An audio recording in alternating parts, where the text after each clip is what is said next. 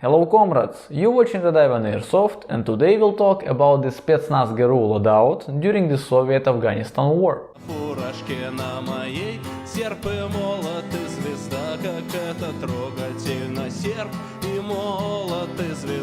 So first of all, this Spetsnaz GRU is not really correct term. The proper name of the units that we will discuss today is Separate Detachments of Special Purpose, and they also had a nickname Muslim Battalions. And second thing that I wanted to mention before we begin is that some pieces of Soviet uniform did not have the official proper name, and in the same time they had a lot of different nicknames. The last thing before we begin is that I will put it on only in the end, so if you just want to see how it all looks together, go straight to the end of the video. In the beginning of the Soviet-Afghanistan war, Soviet troops were equipped with 1969 pattern uniform, and this uniform was not really different from the Soviet Second World War uniform. That's why special force units were always looking for the better options. And one of these options was special force jumper suit, or Pisochka, or Prishkovka, or Mabuta, named after the Congo's dictator Mabuta Sese Seko Kukung Bendu Wazabanga. And some sources say that this type of uniform was specifically created for the Soviet advisors in Africa. There were two generations of this uniform. First created in 1973 and the second one created in 1981. And they had some minor differences, but the most visible difference is that the buttons on the first generation are visible and on the second generation they are covered. And this was pretty comfortable uniform, and it has a lot of pockets, even some pockets for the knife or bayonet. And the only issue is that it loses colors pretty fast. That's why Soviet scouts also used some masking coveralls, like this two-sided coverall, model of 1957, and the camouflage pattern is so-called Berezka, Palma or Серебряный List, and also this coverall known as KLMK. Also some earlier coveralls like 1954 model could be used in the pattern called Blood. Both of them was meant to be used with the regular standard uniforms, so you just put it on your uniforms just to get some extra masking features, but due to the Afghanistan heat, guys wore them right over the underwear. That's why I have my тельняшка here. Next interesting option is КЗС suit. КЗС stands for Костюм защитный сетчатый and can be translated as protective mesh suit. And this suit was created as a protective element against the light emission after the nuclear explosion.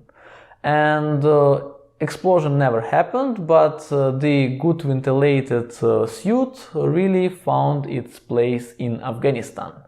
And now we are moving to the Gorka suit. And of course, all of you guys know the Gorka suit. Its proper name is Mountain Storm suit, and it's based on the Nazi German mountain huntsman suit. The first prototype appeared in Soviet Union in 1971, but the production began in 1981.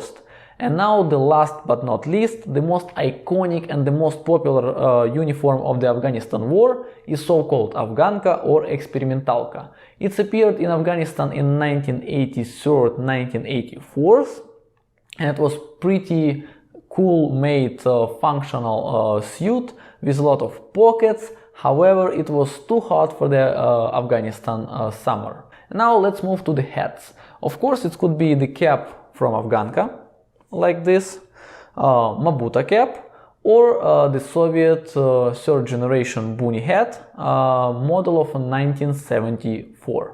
In winter it could be a regular civilian Soviet hat, or it could be the camel wool balaclava. And now let's talk about shoes. And of course it could be some Soviet production models such as Красный треугольник, Два мяча, Kimry, or some Western brands such as Adidas Gazelle in my case, or Puma or Nike. And the Puma, by the way, was the most popular.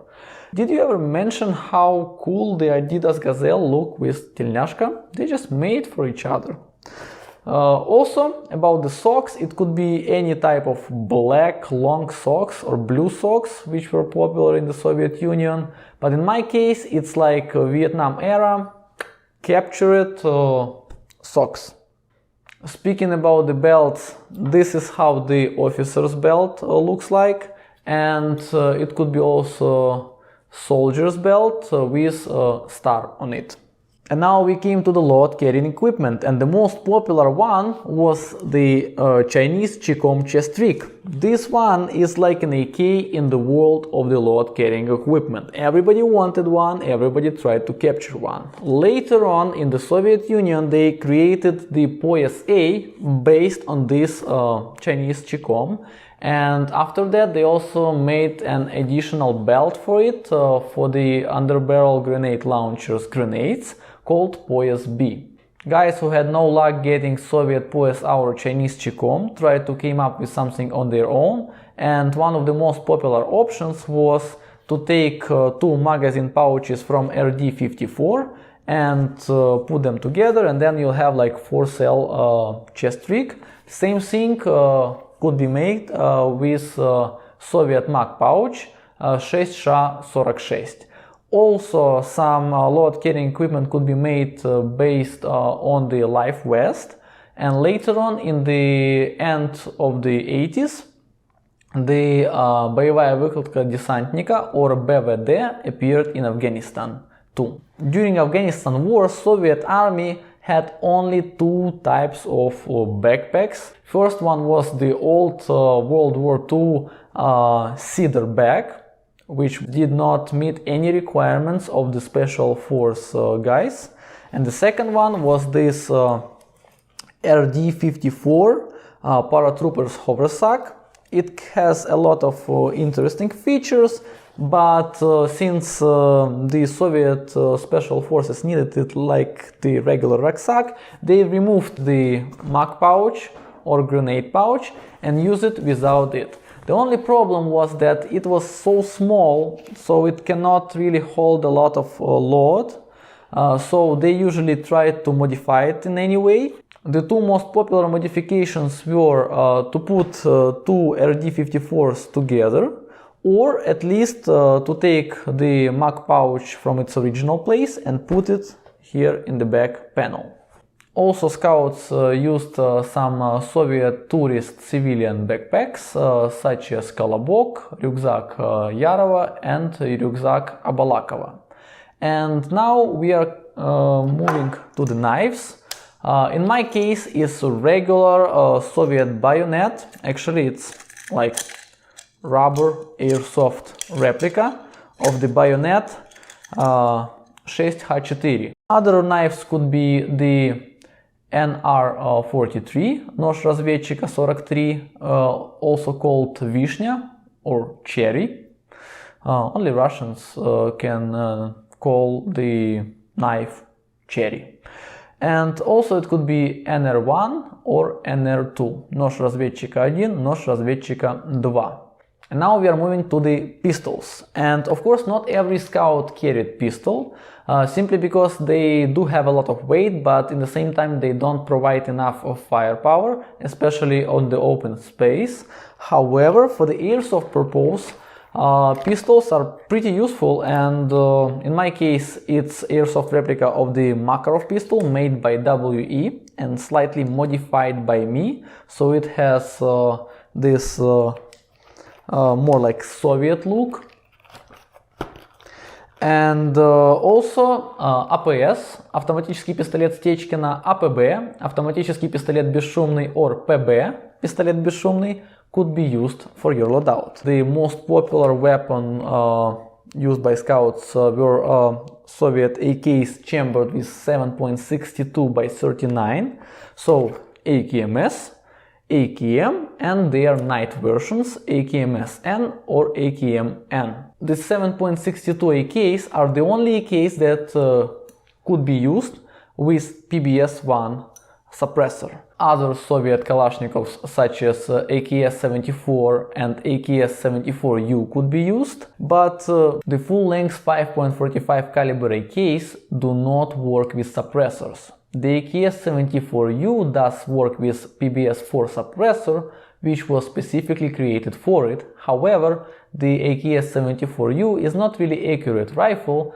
so it had some limited usage during the Afghanistan war. If you're talking about machine guns, it could be RPK-S, RPK-S-74 and PKM. And now let's talk about some other pieces of equipment that could be used for your loadout. Of course, it's canteen. In my case, it's Paratroopers Canteen/Mess Kit. It is issued in 1971. It was used during the Afghanistan war. However, since it's kind of heavy and it's made of aluminum, so the water in it will be hot. This usually was carried in the backpack, and on the belt you would see some special Soviet canteen for the hot climate. ROP или ROP. This is like the special signal flare. NSP, which is наземный сигнальный патрон, can be used, and also the radio called R392.